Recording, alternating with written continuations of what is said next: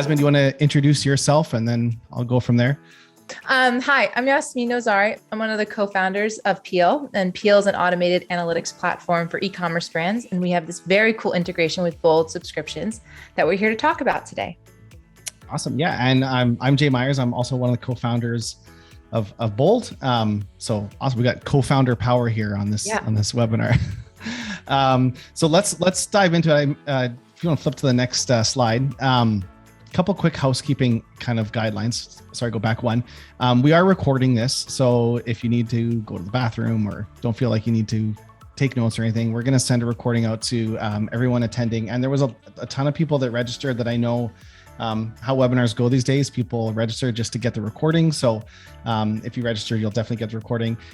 You should see in your panel, I believe, two options. There's a chat option and a Q&A option. Either is okay if you have questions. If you post it in the chat, everybody will see.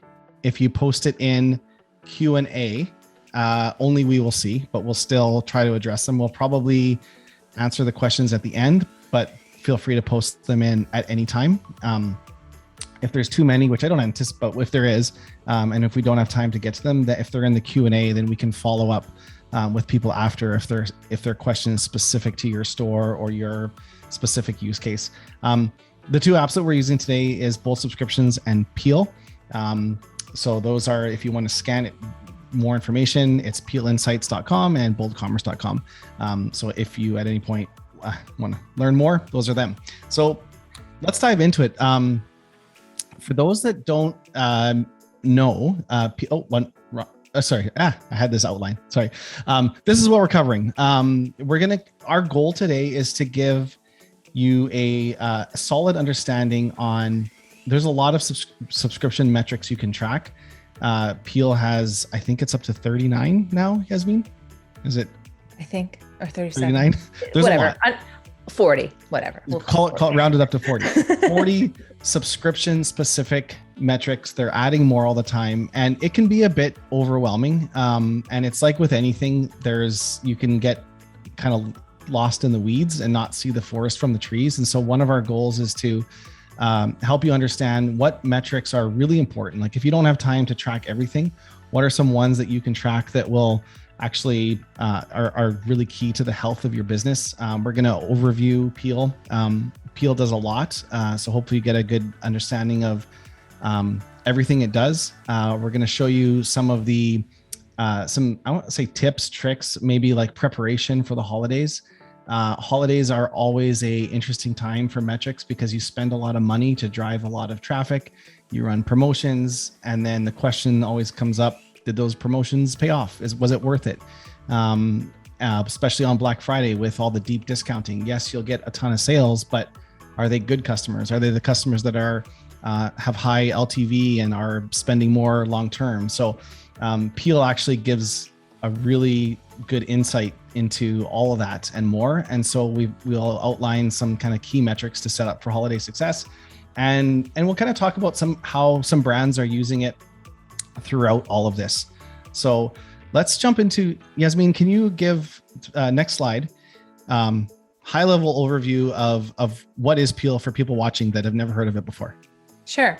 So Peel is an automated analysis platform. What that means is instead of you downloading raw data sets from your Shopify and from Bold and cleaning them and then doing some formulas in Excel, Peel does all of that plus more to run the analysis for you.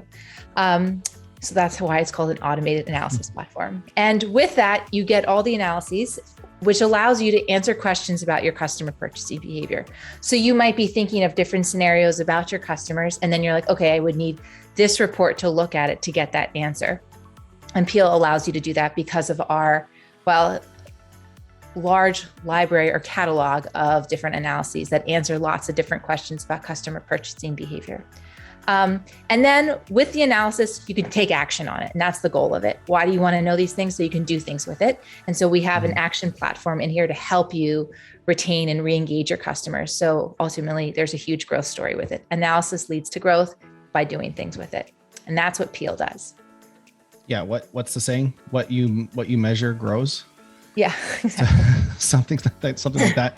And just a quick bit of background, I realized I didn't say that at the beginning, but Peel recently, I don't know, it was a few months ago now, did an integration with both V1 and V2 of Bolt subscriptions. So any version of Bolt subscription that you're using, Peel works seamlessly with. We are what Peel calls a data source. You can connect Peel to multiple data sources, and the more data sources you connect to, the richer your data is.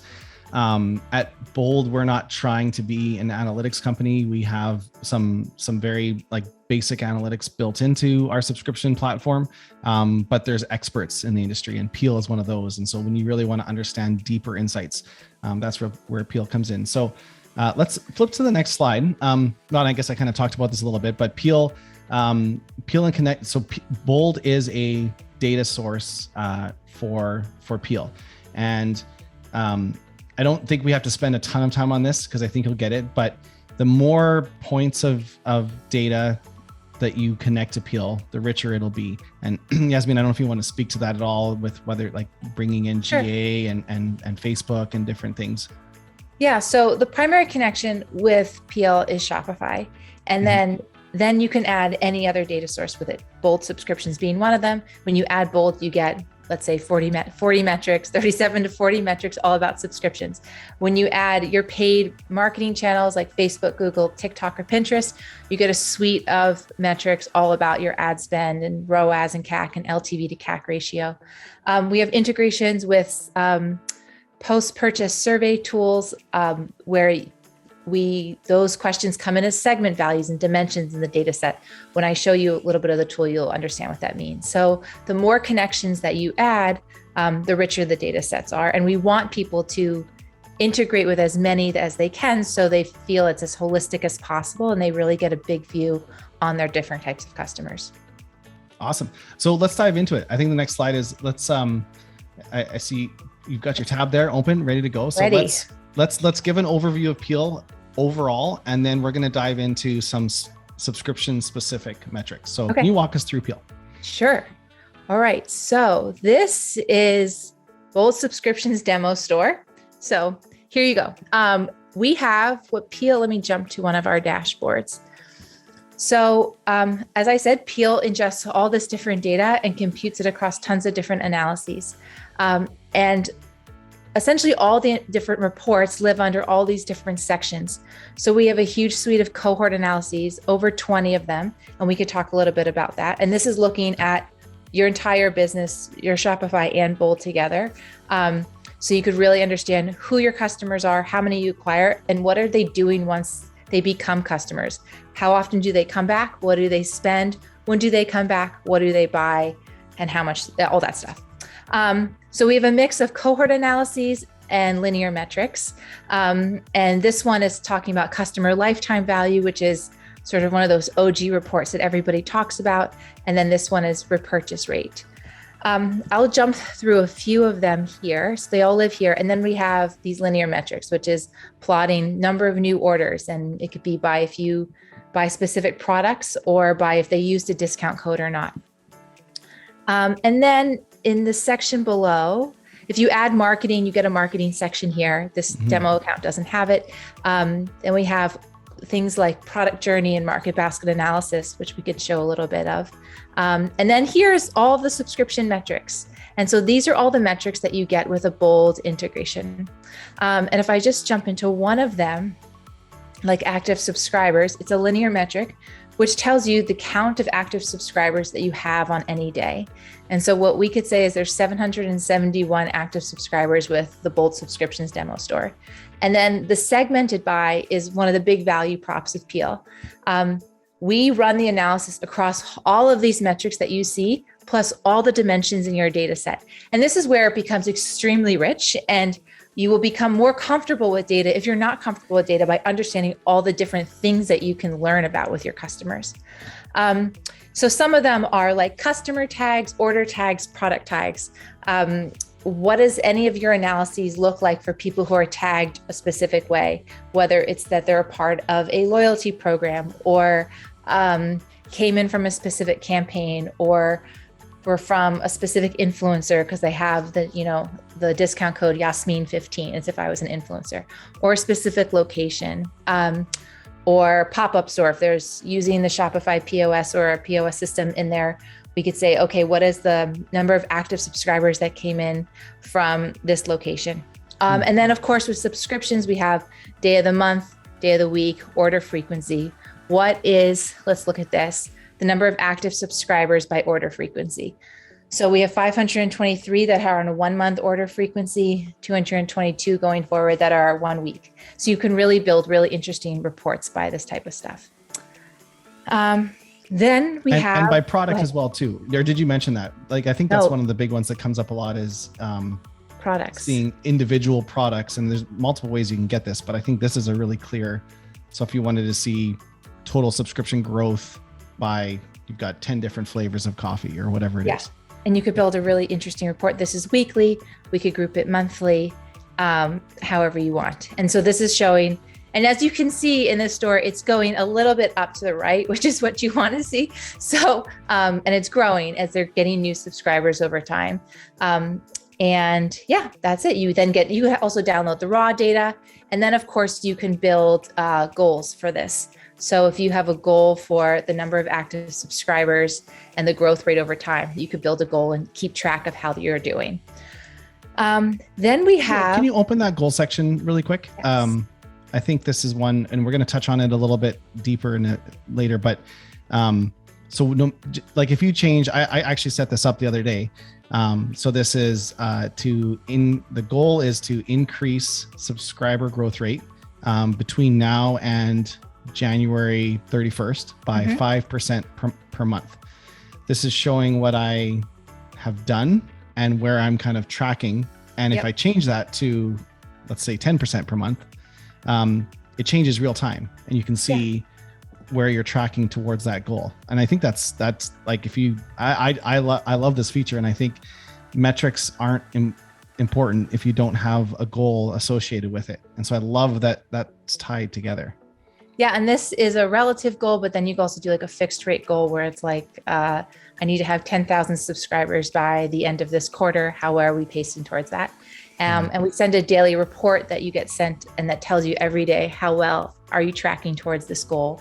And so really helps keep all of us focused on, what are we doing every day that helps us drive value? Let's push the envelope a little bit more. So yes, we have this. And this came from a lot of ideas that we had in other roles where we were like always tracking towards our goals.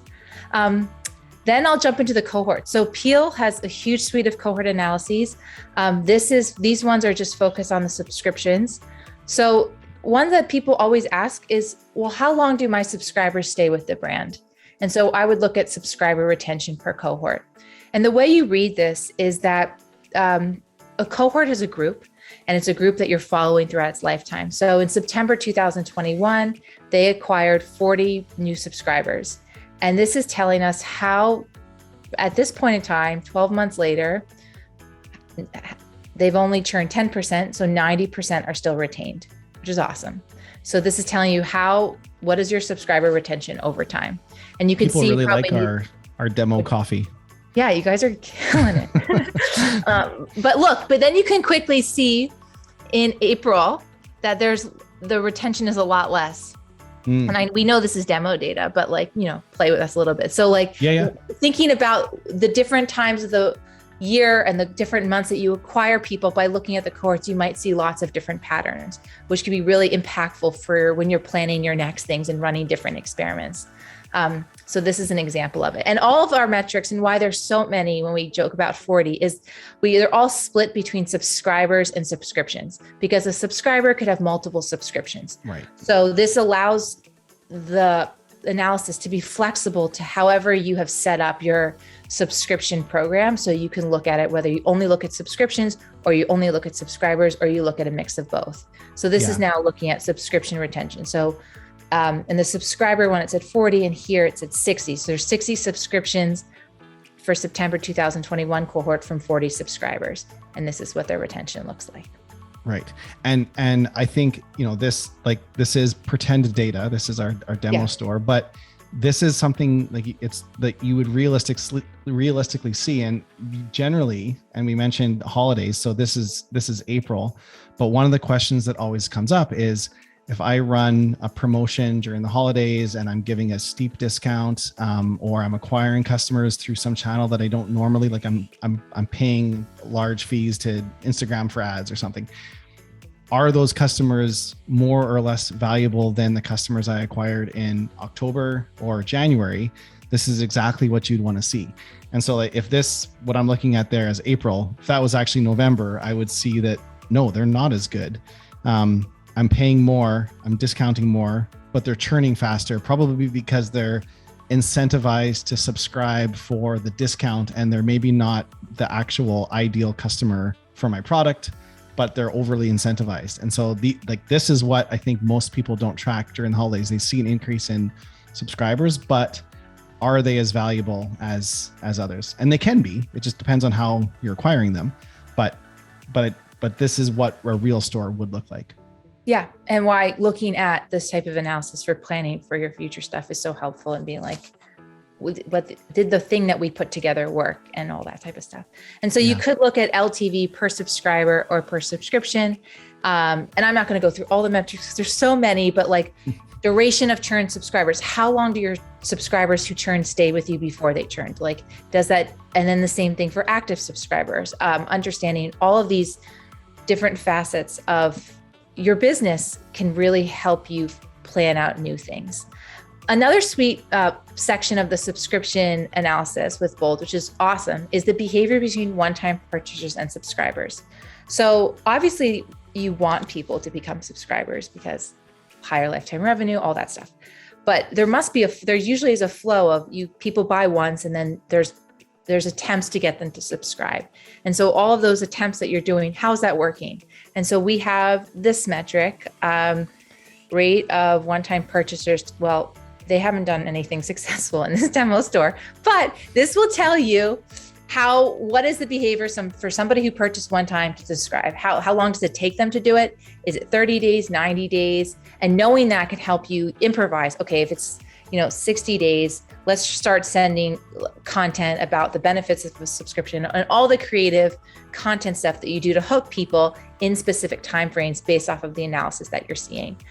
And then this metric in this suite looks at your entire customer base. And I know it's a cohort, but it's looking at everybody and seeing where the density of subscriptions happening. Are they happening in that first month, acquisition month? Are they happening later? And how long are people staying with it? So if you want to look at your entire business, not just subscriptions, you can use this metric. And so we've tried to cover every single little component of the analysis. And of course, you can segment these too. So we can look at new OTP subscribers, which is new one-time purchasers who become subscribers by specific products or who are tagged in a specific way. And it could be that they came in from a survey or a quiz. You tag them as being a part of that quiz and answering X, Y, and Z on a quiz. And then they become a subscriber, and you're seeing there's a high propensity of that. Okay, like that's cool. So the quiz is a great acquisition funnel. How do we do more with that quiz? Because you're identifying the people from these initiatives that you're taking. And that's where the dimensions really come alive in the analysis, and all of it's available for you in this type of thing. And I think if you are weak in this area of converting one-time customers to subscribers, you have a new tool called Audiences, which I created one just as a test. I think if you scroll up to the top, I put one in here called non-subscribers. Yes. And so I created an audience. Maybe walk through how to create an audience and then how that can actually be used, because I think it's genius. Okay. Yeah. Okay. So this is where we talked about when I was telling you what does PL do, automate analysis, and then action. This is the action side. So you think of all these scenarios of customers, and a go-to is your non-subscribers that you want to get to be subscribed. And so we've created audiences. You can filter them, create them whether they were acquired on 2 specific days or all customers, and meet different criteria. And we use all the segment dimensions as the criteria plus some of the analyses. So they have an AOV of over a certain amount and they haven't bought this product. Maybe they would be a great candidate to buy something else. And so you can create an audience like that, or this whole non-subscriber bit. So Jay created this. So these are all of their subscribers. He now sees where they're all located, which That's just fun, but you could do cool things with it, knowing where people are. You see how many people are in the audience, and then you get initial analysis on them, these numbers. And so this is the whole point of like measuring, taking action, measuring again. It's just like wash and repeat over and over again. So you know who these people are, and then you actually figure out, get their names. And you can sort this data. So there's somebody in this audience who's ordered 33 times. Like, why haven't they subscribed? That's a joke. So let's do something. So now you can send this audience to Klaviyo, Facebook, and Attentive. We have automatic syncs with them, but you also can download it and upload it to your favorite marketing platform. And now Peel is essentially following these people. So we're following, like if I'm part of this audience, you're following me. So anytime I come back and buy, it's going to be attributed to that audience. So you can say, okay, this is the revenue and the number of orders that the people are creating is because of the actions I've taken and the things that I'm doing off the platform in Peel, but you constantly are measuring them. And then this audience becomes a segment in any of our analyses. So you can look here and quickly see what is the customer's returning rate for this audience. And we can see, okay, they were only acquired in the spring. You know, this is fake data, but that's the story. You can see how many people they are, what's the spread of when they were acquired. So this tells you the month that these people were acquired and what's going on with these people. And it could be across our whole suite of metrics.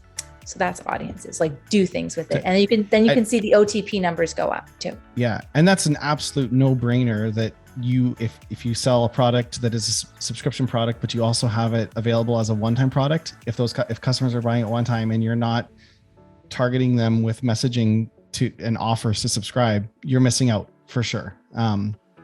Because it's a big commitment to subscribe.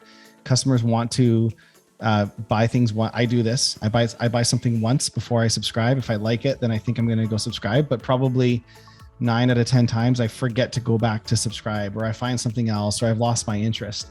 But those are your subscribers sitting there in that audience who, if nudged, will become a subscriber. I just think that's something that absolutely every single person should do. So I love this. I love that you can create that and track it through. Yeah, cool. Okay, go ahead. No, you go. I was going to show 2 more other analyses that are really exciting, or people find a lot of value in, and we might talk about it later. So one is, if people are, what are people buying when they come back? So it could be, you look at the repurchase rate, you're looking at when do people come back, how many people are coming back each month, how many people, what's the whole retention strategy? And you could segment that by all the different products that you have in your offering. So what product leads to the best value of customers? And then it's like, okay, well then what are they buying when they're coming back? And so product purchasing journey tells you that. And so what we could read this as is that 91% of the customers who had Bold morning brew coffee in their first order came back and bought that again. And so understanding the different patterns of what attracts people to come in their second purchases or subsequent purchases can help you also craft different experiences for them online. And also in those post-purchase emails or texts, like if you know they're always buying something, you maybe could suggest a complimentary product, or you can see that other people are doing it. So maybe that gives you an idea to try something else. So this type of analysis is available. And you can, look at it by product type, SKU, vendor. One of our common customers, one of the reasons they wanted this was they put free samples in their orders. So somebody might buy the conditioner and then they'll put a free sample for like the hair serum. And they want to see if people come back and buy the free sample that was gifted, and does this sample investment that we're doing work? Are people then, I love this product. I got to test it out. And they're buying that. So understanding these initiatives that you're taking that are expensive, are they valuable, and measuring them? And you can do all that with this type of analysis. That's awesome. And that would be very hard to track otherwise. Yeah. How would you know? You couldn't know. So, and that's like a great, gifting thing too. Another one is market basket analysis, which is what are people buying together in all of their types of orders?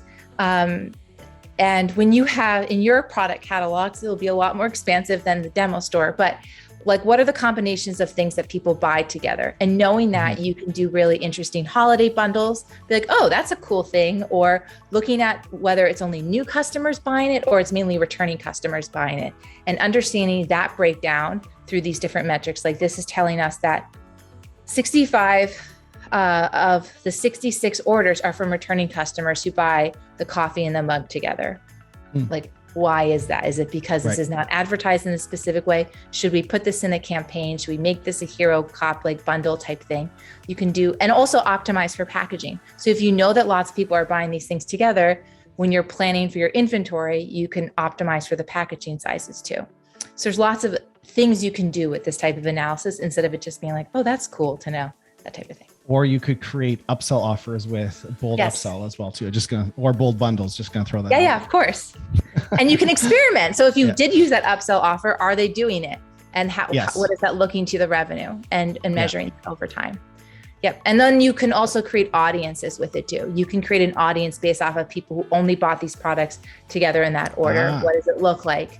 So you take all of the things that you're thinking about, whether it's your own hypotheses, assumptions, or things you're seeing in the data, and then do things with it with audiences. I love it.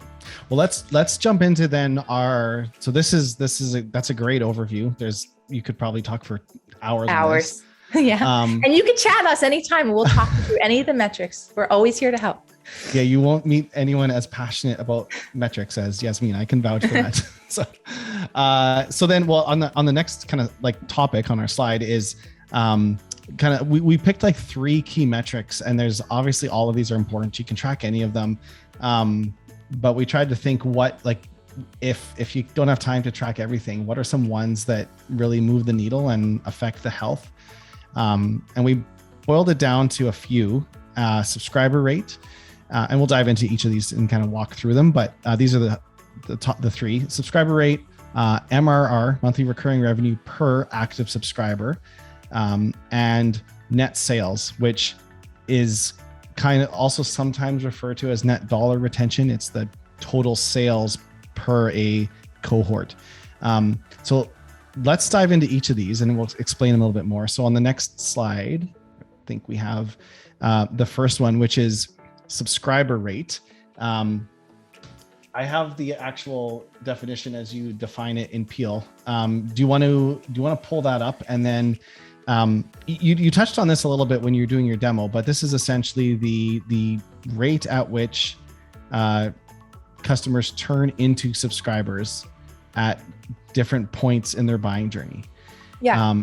And why I think this is important, and it kind of one time to subscriber, like the two are closely aligned. But I think this is a metric that I would, if I'm a subscription focused brand, and I don't just have subscribe and save as an option. And it's, I don't care about it, but if I'm a subscription business, this is really important to me. The rate at which customers turn into subscribers. Yes. And it's also looking at your entire business. So if you are a brand that doesn't have a huge subscription component, but you want to, you can see where are the opportunities to subscribe to these customers, to get these people to become subscribers. So some companies, you might not see people becoming subscribers immediately within that first month, but you might see them becoming subscribers in the 3rd month. So, and then how long are they staying with you? And what months are you really pushing your subscriptions business so you can see if it was successful or not? Because like you think, okay, in February, in March, it looks like we didn't really do much to really get people to become subscribers. Did we change something? And thinking about that also, that's how cohorts are also very helpful. Yeah. And I think I hear brands all the time mention, they'll tell you their subscription conversion data. They'll tell you how many subscribers they have, their subscriber growth, and all that's good, but that's ignoring everything else. So you could have, if your subscriptions only represent 7% of 93% of customers that could be subscribers, even though your subscribers are growing, there's so much that you're missing out on. So this is more of a holistic picture of the potential that you could be converting, not just of your subscribers, how well are they doing? It's looking at your total customer base and what could be subscribers. So I think it's a it's a bigger picture view. And I think a lot of brands, they sometimes get hung up on, oh yeah, my subscribers are growing. Well, that's great. But how is that doing in comparison to everything else? And that's why I think this is one that we picked as our top 3. Yeah. And any type of metric that obviously shows you opportunity and things you can do is like, for our own business, it's like, oh yeah, okay, awesome. We can do something with that. I know what I could try this. And so I think this is analysis that definitely, you see the opportunity. If there's 93% of people that aren't subscribers with your brand, why is do something about it and get it. And so you could see the different times of the month when people become subscribers. If a specific time in the season, there's more subscribers, how do we optimize for that? Run experiments, see if it works, start over. That whole, middle school science, learning about what an experiment is. This is exactly that. Yeah. Well, and set goals and run campaigns to your non-subscribers and set goals to increase the subscriber rate. Yeah, so exactly. Let's jump to the next one. MRR, monthly recurring revenue per subscriber cohort. So this looks at recurring revenue divided by active subscribers. Normalized into a monthly amount. I like this report because it shows whether or not customers are increasing or decreasing in value. That is a really, really important metric to the health of your subscription business. And this isn't just in e-commerce subscription, but SaaS and any subscription business. If you don't have a way for customers to become more valuable over time, your time is limited in some sense, because eventually your churn and your new customers kind of equate out and your growth stops. You hit a ceiling. But if you have a way for existing customers to become more valuable, whether that's add-ons, upgrades, there's a lot of different paths to it. And I can tell you, like at Bold, and we've had investors invest in Bold, and this is a this and the next one, which we're going to talk to, they're key metrics that if you're ever looking for investment, investors look at these kind of numbers. So at what rate are your existing customers becoming more valuable, and then total net dollar retention, which we'll get into a second. But can you walk through setting this up, or like where they find this data if someone wants to, and they can add this to a dashboard too, right? Yeah, I could show you. So this is it. MRR. Like if someone wanted to make their key and actually take these ones. You make it, save it as a report, and you just click add to a dashboard. And I don't know why it said no data, but because we just saw it. And now it's there at the bottom. So this is a subscription dashboard. And here it is. But for some reason it's blank, because when you do a demo, nothing ever works. So let's go back to it. MR per active subscriber. We're risky. This is not pre-recorded video here. This is a live production. So I told my engineer, no deploys during this time. Yeah. But this is where you find it. And you can look at it at monthly recurring revenue per subscriber or per subscription. Again, depends on how your amazingly unique product that you have in market, how they do the breakdown between subscribers and subscriptions. But this is it. And you can quickly see April, there's a really low entry point for the monthly recurring revenue. Must have been some type of sale, but then it increased by $4 by the next month. And so seeing that type of growth is great too, because you got these people to spend more over time. Yep. And then you drop down to 20, but we could just ignore that for now. Yeah. And again, it's demo data, but this is a realistic scenario where, the first month you might have coupons for 20% off the first month. Then it changes to regular pricing on the second, third. You maybe have some offer.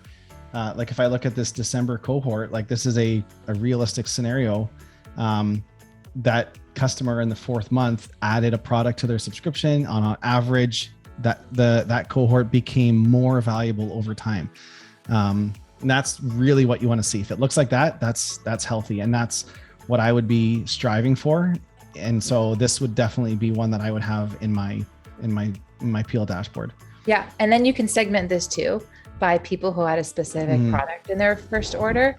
And what does that look like? So these are people who had Morning Brew in their first order, and what does their monthly recurring revenue look like? And I know we've been defaulting to the past, 12 months, but you can build massive cohorts really quickly. So you see, you started the brand in 2020 and you actually acquired a lot more customers in this period of time. And so really looking at the patterns for seasonality and all these different initiatives you're taking is out there. Yeah, makes sense. And then the last one is you call it net sales. I wrote NDR in there. I think it's kind of the same metric. So sometimes financial people use the term net dollar retention, and that is basically looking at how many dollars do you retain over time. And so you can have a situation where even if you lose customers every month, your existing customers become more valuable. Some people call it negative churn. That's not the proper terminology, but it kind of is negative churn. So I get why that's, so even though you're churning, your customers are growing in value. So as long as you have a positive net dollar retention, and in our demo store, it does coincidentally, it's becoming, our subscriptions are becoming more valuable over time. This is really, really, really important. And if you did have if your chart kind of does look like this, you have a healthy and a valuable subscription company. Like this is what you want to aim for. And you can segment this out again as well, I believe, by, net sales by subscribers or subscriptions, and then also new and existing. Yep. I think the one that I would care the most about is subscribers in general. So that takes into account any new and any existing and the total value of subscriptions. Yeah. But you could, if you wanted to, look at just new or existing. Existing. Yeah. Well, and actually, if you looked at just existing, and if it still is going up, like that's really good. Yeah. Because you're losing subscribers, but they're becoming more valuable. It's not taking into account any new, but that segment is, So the ones that you acquired a while ago are still sticking around and they're paying more. And that's like the dream. We must have a lot of people going into our demo store and adding products to their subscriptions, I guess. So, but coincidentally, this is what you would want to see. Mm-hmm. And you also could add a goal onto this to track it as well. And you can get like a goal line, but here you go. Yeah. Now let's change gears a little bit and talk about some holiday strategies, because that's coming up. And I don't know what it is now, 90 days from Black Friday. It's less. It's like 85 days from Black Friday. September 1, we're in. Tis the season. Tis the season. Yeah, no kidding. So I think this is something that, go ahead. Yeah, you can flip to the next screen. One of the things when I started learning about Peel, and I'll sound like a little bit of a fanboy here, but I loved this. Like, this is a gap that I think a lot of e-commerce brands have trouble closing. They spend a lot of money with excuse me, with Facebook, with Instagram, because they think there's no way to track offline advertising. But offline advertising works really well. And I don't know if you've noticed, but I've been getting more and more direct mail, glossy 5x7 flyers for online stores, not for brick and mortar stores, but I'm getting direct mail, and it's catching my attention way more than any pop-up or banner ads. And there's a ton of data to support this. So direct mail has open rates, if you want to call them open rates, they open them and they read them, upwards of 90%, while email hovers around 25%. And some would say if you're getting 25% open, that's really good. And then if you flip to the next slide, these are some interesting stats. So we mentioned it's 90% more. Kind of click through some of these here as I talk through them, but 20%, it takes 20% less cognitive effort to digest direct mail versus emails. Maybe it's tactile, the way people read it. 80% of the younger target audiences notices direct mail. So it stands out. People keep direct mail around for on average 17 days. I feel like I fit into that bucket. Yeah, because we were like, you have a pile in the corner. Oh yeah. But then it's a conversation topic, right? My husband's like, oh, look at this. Do you like this chair? Or like, hey, look at this coupon code, Yasmin. It's a conversation in the kitchen while we're like, doing lunches. Versus a pop-up banner on a website that's gone in 2 seconds. Yeah, exactly. And actually, according to USPS, of direct mail respondents, so people who respond to direct mail, so not everyone, but people who respond to direct mail, there is a 28% conversion rate. Like, that's insane. These numbers are crazy. But it sucks, right, Yasmin? Because you can't track any of this. No, can't track any of it. So you don't know if my husband had a conversation with me in the kitchen about it. That's right. No, and you can track it and feel so we're going to get into some holidays, but this one is, I think, one of the biggest ones that I think, and there's still time right now, depending when you're watching this, but if you want to put together a offline promotion in any type of way, what you can do with Peel will tie that together, and talk us through that. Okay. So there's a few things. Sometimes people put discount codes in a flyer. And so an out of home campaign, whatever you call it. And you can and it's only used for that. So you can quickly attribute any of the sales to that code. And in Peel, the discount codes come in as any of the segment values across all of the metrics. So we can quickly see what's the repurchase rate of people who came in on pumpkin spice 15 or whatever we want to call it.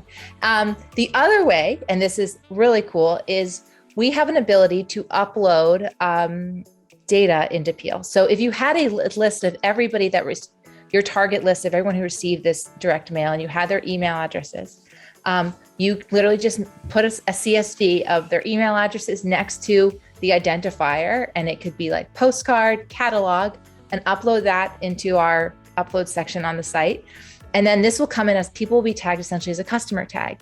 So, and I could show you what that would look like quickly, but you can then it would come in here and you can segment, let's say all these people were newsletter, okay?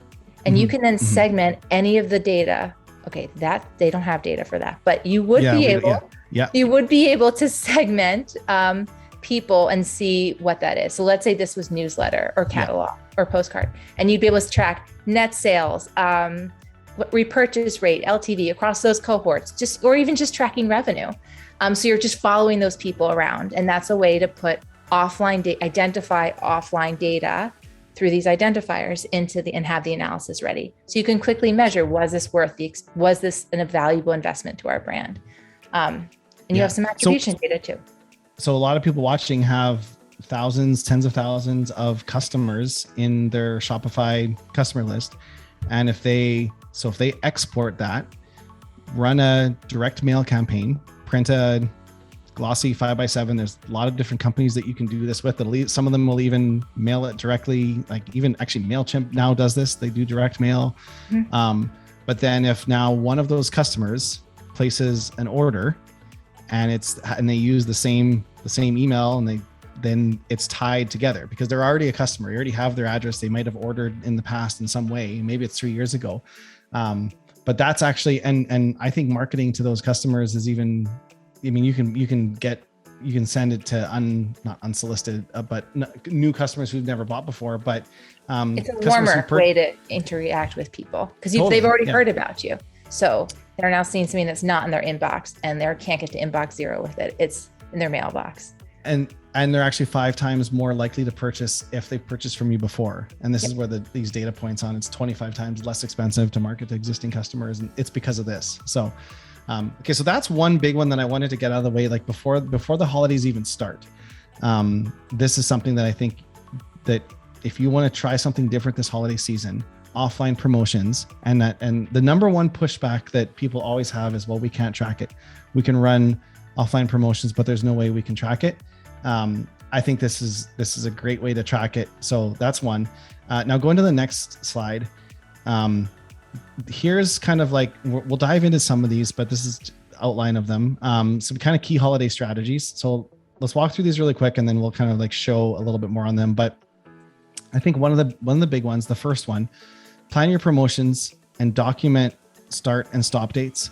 I think with Peel, you can track cohorts, but if you don't know when you did things and if you don't tag things properly and if you don't document, you then if you want to come back in April and say, hey, how did that campaign do? Or how are my subscribers doing? And if you don't know the day you had them on sale, or it sounds like a simple thing, but that's not logged in Shopify. Like if you put products on sale and then take them off sale, you can't go back and see when it was on sale and when you changed it back. That kind of stuff you have to document and keep track of. Look at historical data and plan from it. Do you want to speak to this one? I know this was one that you wanted to make sure got added in there. Actually, let's go through these quick, and then I know we have a slide for each one actually. So okay. Yeah. So historical data. So I won't speak to them too much at this point, and then we'll go into them. Create a one-time to subscriber strategy and track it. We talked a little bit about that with the audiences. Set up goals for your key metrics. If you don't have goals, you won't reach them. And lastly, know your market basket analysis. I know we touched a little bit on that. So now let's go to the next slide. And I think we actually have, so while we're speaking about, we have it up. So actually, yeah, this is the first one, historical data. So. Okay. Yeah. So historical data, the log is not necessary in order to get the analysis, but it sometimes is like always good to sort of have a memory of when did I do this specific thing, so that when you're looking at things, it's not, you immediately feel more confident in interpreting what you're seeing. So looking at historical patterns, a quick go-to right now that it's September 1, is what happened last year and what happened in previous years. So you would look at your cohorts and you would look for patterns. And these illustrations that I have more patterns than the demo store did, which is why we have them. So if we look here in November, you see it's really yellow. Purple, you want to get to purple in this heat map, because it means the people grew from yellow to purple, where they spent more. And you're seeing you probably acquired a lot of people in this month, but they didn't grow. They sort of just stayed flat. Their LTV didn't grow at all. So they weren't a very valuable cohort. Versus this one, it started at the medium level, but it continued to grow. So the people that you acquired during this, game time were valuable to you. They continued to spend more, come back and rebuy. These are a little bit of extreme examples for, conversation purposes, but looking at your historical data, looking at what happened in last November or 2 Novembers ago, or when you do it, maybe you don't participate in Black Friday, but whether it's, Mother's Day or another time, looking at what happened can really help you sort of say, did this work? Did this not work? Let's try something else, or let's do that again and let's double it, and give you confidence in planning out your next time of the year. Well, I think there's a lot of brands running the same promotions year after year on Black Friday, and they're probably losing money. Yeah. But they don't know, and so they just do what they did last year. So I love that one as a holiday tip. And while Peel has a lot of metrics, if you had to pick one to just look at, so you don't get overwhelmed, you could just look at that, and you can see what was the LTV of the people that we acquired, and LTV and Peel is net sales minus product costs. How much did these people spend, and how much did they continue to spend month after month? Oh, interesting. You take product cost into account in LTV. Yes. Okay. And that's tied to if they have cost of goods in the product in Shopify. Yes, or you can upload a CSV into Peel of your product costs if you keep them totally separate. Okay. And you can input them, or you can type them in manually if you wanted to, but that's a lot. Yeah. Awesome. Okay. Next one, setting goals. All right. So we talked a little bit about this, and I could show you what this looks like live. So you can create goals on any of these linear metrics that we are showing. So we were talking about.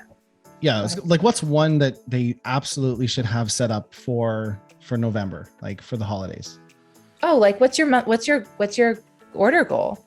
I think you should have one every month. Like today's September 1. What's our order goal for September? Or for new customers, just new orders. You could even go as granular as specific products. So if you're running a campaign around a specific product for the holiday, you can create a goal. I can show you what that looks like. You can create a goal where you can pick the actual product that you're tracking towards. And, I could do advanced options, and I could select any of these dimensions. I could even do it based off of a specific customer tag. So I could even create a goal for those postcard people that I was talking about. And you can pick, okay, I have a goal for morning brew of 500, making this up. nope, that's way too high. And I could pick the period of time to September. And now I see that I'm already 30% of the way, 37% of the way there. Oh, awesome. And so you should create goals, and you can create goals really granular or really high level. Order goals and revenue goals, I think, are the go-to, but then you could put one for subscribers of, hey, for this quarter, maybe it doesn't have to be by month, but for this quarter, I want to have, 5,000 subscribers, and we're currently at 4,500. So how am I going to get 500 more? And then you all of your planning for your experiments will just be like, yes, that will help us get that. Nope, that's a waste of time right now. Yeah. The next one is leveraging audience, converting one-time customers into subscribers. Yep. If you want to speak to that, I know we touched on this one a bit already, but like, what's the main thing to make sure right now, if people watching, they've got a decent subscriber base, they've got 10,000 subscribers, they know they could have more. Their goal for this holiday season is to get more of their one-time customers into subscribers. Where are they tracking that, and where are they setting up the goals, and maybe some action they can take on that? Yeah, they would set up the OTP goals. They would set that up on that metric. And they would just input it, and they would tell you every day, like, okay, you've gotten this many subscribers so far. And then the action would be the audiences. Like, you could create an audience of, okay, these are all the non-subscribers who bought this product and haven't more than 5 orders. Or all the people who bought this product and only bought this product and have more than 5 orders, or some number. And they have an AOV of over a specific amount. And then you can create an audience and be like, okay, based off of these things I'm thinking about, why it's a psychology game, right? You're thinking about these different things about your customers. Let's create an audience and let's target them. Or it could just be on all non-subscribers, but you could be more specific, because then you could send them content related to that product. Like, if they've only done one-time purchases for that vitamin, which if they take it every day, it should be done within 90 days, that type of thing. You can optimize for all these different facets of the product that you know about. Yeah. I think I'll just throw this out there. One strategy to convert more one-time customers to subscribers is add more value to your membership. Like, thinking of it as the subscription product is part of a membership, and what else can those customers get for being a member? Could that be, when you launch new products, access to products before non-members, member pricing, access to certain areas on your website, free shipping, partner benefits. Sometimes, if you sell coffee, because you're a subscriber, you also get 10% off what's something that goes with coffee. And maybe it's health and fitness coffee, so I get 10% off at some yoga supply store or something like that, but something aligned with your product, so you can have the subscription is not just about the product. There's all this other benefit that they get as well too. That's another big thing that can drive one-time purchasers into subscribers. And so when you implement some of that, then you can see, okay, how did this affect my one-time to subscriber rate, and are these member benefits actually paying off? Yeah. And there's lots of conversation around how do people build out communities around their subscribers, and whether they participate in, they get an email of like this new packaging, or voting on different product development. We've read a lot about, we've heard a lot about brands who are big into involving their community in the product development, and how that leads to a better subscriber base. Or sometimes just gifting, like, hey, if you subscribe for this month, you get a baseball hat, and it's branded and whatnot. And people love that stuff. Like, so there's an aspect to that of seeing how those little things work. And it's not a discount on the product. It could just be excess, employee swag inventory that you want to see if that works. There's lots of cool things you could do around that. One of our customers is Death Wish Coffee, and they've stated this on webinars with us before, so it's no secret. On their website, you can buy Liquid Death water. Liquid Death, which is an awesome brand. But on their website, they have you can buy the water one time or subscribe, and if you subscribe, you get a Liquid Death t-shirt. And that they said that was the single biggest factor in getting people to subscribe, and the lifetime value goes up 400% for a t-shirt, which probably costs $11. I don't know what it costs, but with Peel, you can track those kind of things. So exactly. That's awesome. I love those stories. Yeah, if anyone wants to check out a fun brand that does really crazy marketing tactics, Liquid Death Mountain Water is fantastic.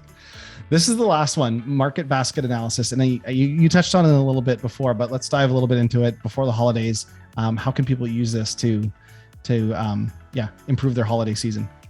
Yeah. So knowing what people like to buy together and what the patterns are, and maybe you did some nudging with upsells that you got them to buy these things together, or maybe you haven't, and it's just as like organic. So just understanding, what are people buying together? And now, are some of these combinations so like mind blowing that you're like, oh, let's create a bundle around this?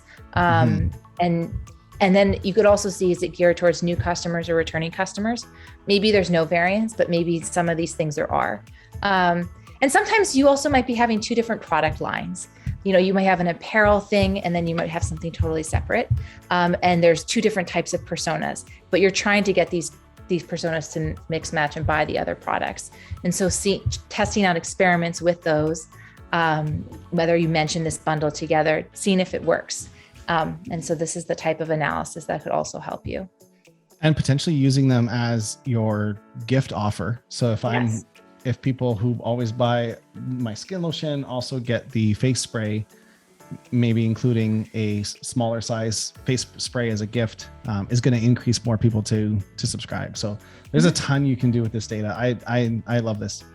I had one question before we end here. We went a little bit longer, but there's such good content here, so I didn't want to cut it short. One person asked, what are some better benefits I might get if I connect Bold subscriptions and, let's say, Google Analytics? Or are there any other data sources you recommend to improve subscription specific companies in Peel, I guess? Is all of the subscription data pulled from Bold subscriptions, or if they also had Google Analytics connected or something else, does it enrich the subscription analytics at all, or is it?